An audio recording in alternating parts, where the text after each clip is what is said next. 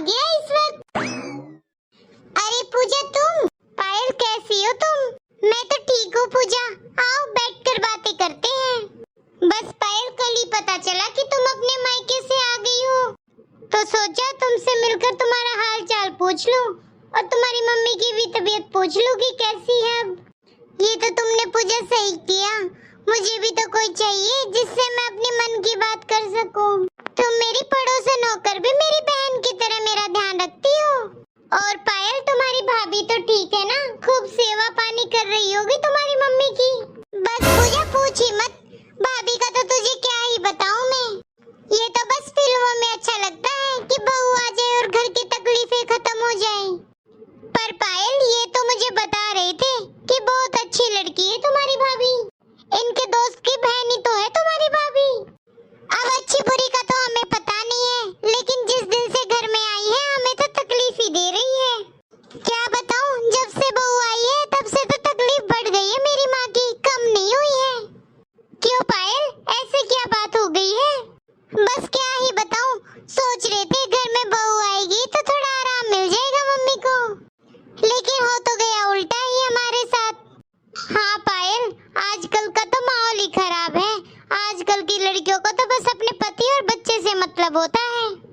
सही बात है पूजा, अब हमारी जैसी बहुएं थोड़ी ना होती है सबके घर में। जितनी सेवा हम करते हैं ना अपने सास ससुर की, इतनी तो कोई कर भी नहीं सकता।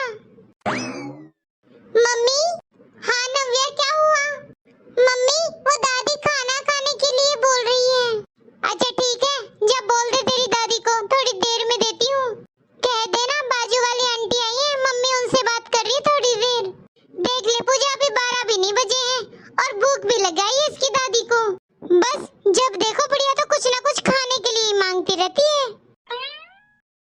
अब तो ये बता, अभी कोई खाने का टाइम हुआ है? अरे मम्मी आप कैसी बात कर रही हो? आपको नहीं पता क्या, दादी ब्रेकफास्ट भी नहीं करती है और शाम को भी जल्दी खाना खा लेती है, इसीलिए दादी को भूख लगती है। अच्छा, आई बड़ी दादी की चमची। जा बोल दे अभी दूंगी थोड़ी देर में खाना, अभी मैं आंटी से बात कर रही हूँ। ये मम्मी मामी जी को तो इतना लेक्चर देती है कि सास की सेवा ऐसे करनी चाहिए, ऐसे नहीं, और खुद दादी को खाना भी नहीं देती टाइम पर। अब पूजा तू ही बता, मैं तो डेली सुबह नाश्ता टाइम पर बना देती हूँ, अब कोई नाश्ता ना करे तो इसमें मेरी क्या गलती? हाँ हाँ पायल सही कह रही है, मेरे घर में भी यही कहानी है, हमारी बुढ़िया भी ऐसे ही करती रहती सारा दिन। हेलो हेलो दीदी।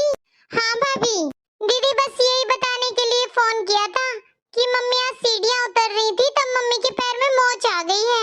अच्छा, क्यों उतर रही थी मम्मी सीढ़ी? बस दीदी थोड़े कपड़े सूख रहे थे ऊपर, वही लेने गई थी मम्मी जी। अरे भाभी कैसी बात करते हो आप? आपके होते हुए भी मम्मी ऊपर से कपड़े उतारने गई है, मम्मी को भी बिल्कुल सुख नहीं है बहू का। ठीक है आप रखो फोन, मैं अभी आ रही हूँ मम्मी से मिलने। अरे पायल क्या हुआ? अरे पूजा होना क्या था, मेरी मम्मी को चोट आई है पैर में। सुन पूजा, मैं मम्मी से मिलने जा रही हूँ, बाकी बातें मैं तुझे आकर बताऊंगी। अरे पर हुआ क्या है? बस तू पूछ ही मत, बहू का बिल्कुल सुख नहीं है मेरी माँ को, ऐसे ही चलता रहा तो बस कुछ दिन की है मेरी मम्मी। अच्छा ठीक है, मैं लेट हो जाऊंगी, मुझे जाने दे अब। अरे पायल, हाँ क्या हुआ? अरे पायल वो तेरी सास को खाना तो दे जा। पूजा तू बोल देना नव्या को कि वो अपनी दादी को खाना दे दे, अब इतना टाइम नहीं है मेरे पास कि मैं खाना देने के लिए रुकूं, पता नहीं उधर मेरी मम्मी की कैसी तबीयत होगी। तो ठीक है पायल तू रो मत, जाकर अपनी मम्मी को संभाल, मैं बोल दूंगी नव्या को कि वो दे देगी अपनी दादी को खाना। ठीक है तो पूजा मैं जाती हूँ जल्दी, वरना लेट हो जाऊंगी। सच में कितनी ओवर एक्टिंग करती है ये पायल। अरे उसकी भाभी ने यही तो बताया है कि उसकी मम्मी को मोच आई है, इसके लिए इतना क्यों ड्रामा कर रही है? मैं तो ये सोच रही हूँ ये यहाँ पर इतना नाटक करके गई है तो पता नहीं अपने मायके में जाकर अपनी मम्मी के सामने क्या करेगी। एक बात और देखी मैंने तो, पायल को अपनी माँ की तो इतनी फिक्र हुई कि फोन सुनते ही भाग गई मायके, और सास के लिए खाना देने भी नहीं उठी। बताओ, ऊपर से अपनी भाभी को इनाम रख रही है। सच में ऐसी नंदों की वजह से ही घर खराब होता है।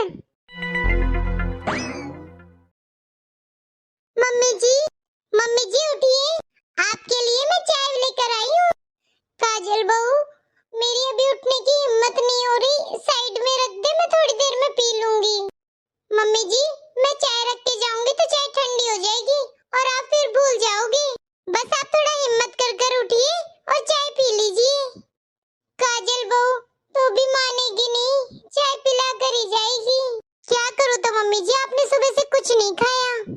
ठीक है काजल बहू, उठ रही हूँ। ये हुई ना बात। ये लीजिए मम्मी जी चाय। एक काम करती हूँ मम्मी जी, मैं आपके लिए खिचड़ी बना देती हूँ, वो खा लेना आप। अरे काजल बहू क्यों परेशान हो रही है? जो तुम लोग खाओगे उसी में से खा लूंगी मैं। अरे मम्मी जी, इसमें परेशानी की क्या बात है? हम लोग भी वही खा लेंगे जो आप खाओगे। हम भी खिचड़ी खाएंगे आज तो। ठीक है मम्मी जी, मैं थोड़ा रसोई का काम निपटा कर आती हूँ। ठीक है काजल बहू। एक बात तो है, मेरी काजल बहू कितनी सेवा करती है मेरी, मुझे कभी अकेला नहीं छोड़ती। कितनी किस्मत वाली हूँ मैं, जो इस जमाने में भी मुझे ऐसी बहू मिली। हे भगवान, मेरी बहू को हमेशा खुश रखना। मम्मी, मम्मी, मम्मी, अरे मम्मी ये क्या हो गया आपको?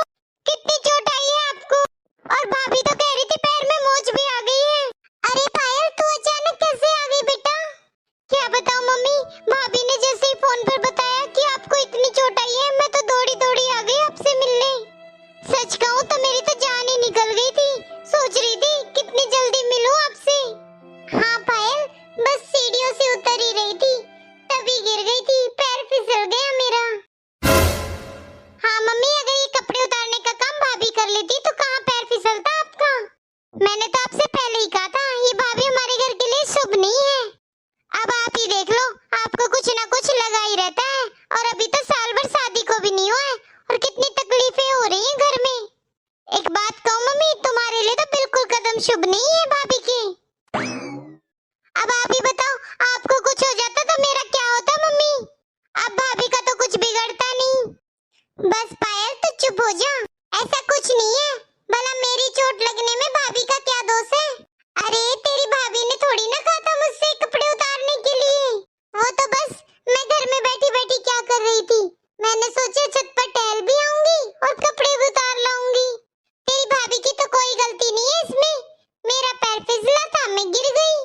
अरे मम्मी बस आप तो चुप ही करो, ऐसी कोई बात नहीं है, ये जो सब कुछ हुआ है उसकी वजह सिर्फ भाभी है।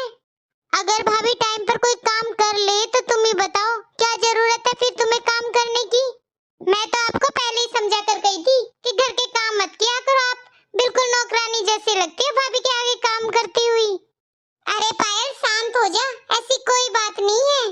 तू अभी आई है, तू यहाँ रहती नहीं है, तुझे क्या पता कि घर में क्या होता है क्या नहीं। मैं देख रही हूँ घूम फिर के तू तेरी भाभी में ही कमी निकाल रही है बात बात पर।